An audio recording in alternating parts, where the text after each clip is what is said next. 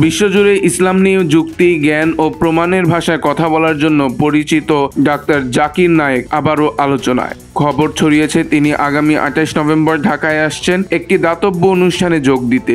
কিন্তু তার এই সফরের খবরে মরিয়া হয়ে উঠেছে ভারত। দেশটির পররাষ্ট্র মন্ত্রণালয় আহ্বান জানিয়েছে, নায়েক ঢাকায় এলে বাংলাদেশ যেন তাকে গ্রেপ্তার করে দিল্লির হাতে তুলে দেয়।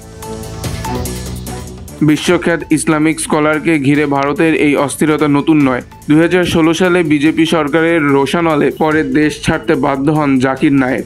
মালয়েশিয়া তাকে স্থায়ীভাবে বসবাসের অনুমতি দেয়, যেখানে তিনি শান্তিপূর্ণভাবে ধর্মীয় বক্তৃতা ও মানব সেবা চালিয়ে যাচ্ছেন। কিন্তু ভারত তাকে পলাতক আসামি ঘোষণা করে বারবার ফেরত আনার চেষ্টা চালাচ্ছে, যা এখন পর্যন্ত ইন্টারপোল ও মালয়েশিয়া উভয়ই প্রত্যাখ্যান করেছে।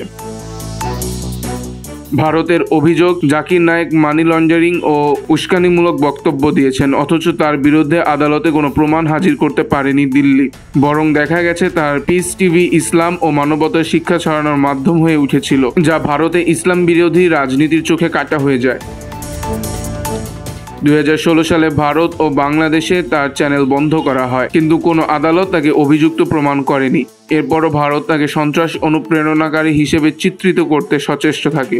বিশ্লেষকদের মতে প্রকৃত কারণটি আসলে ভিন্ন। ভারতের তরুণ প্রজন্মের মধ্যে জাকির নায়েকের জনপ্রিয়তা ও ইসলামিক যুক্তিভিত্তিক চিন্তা ছড়িয়ে পড়া।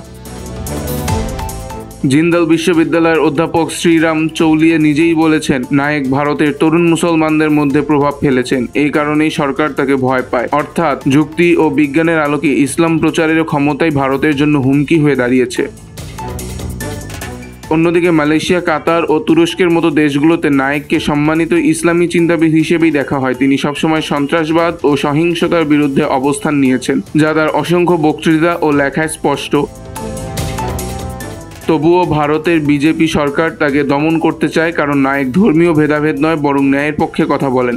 একজন ইসলামী স্কলারকে দমন করে ভারত হয়তো ভাবছে ভয় ও চাপ দিয়ে চিন্তার স্বাধীনতা থামানো যায়, কিন্তু বাস্তবতা হলো জাকির নায়েক আজ একটি ধারণার নাম, যাকে কারাগারে নয়, কেবল চিন্তার আলোয় পরাজিত করা সম্ভব।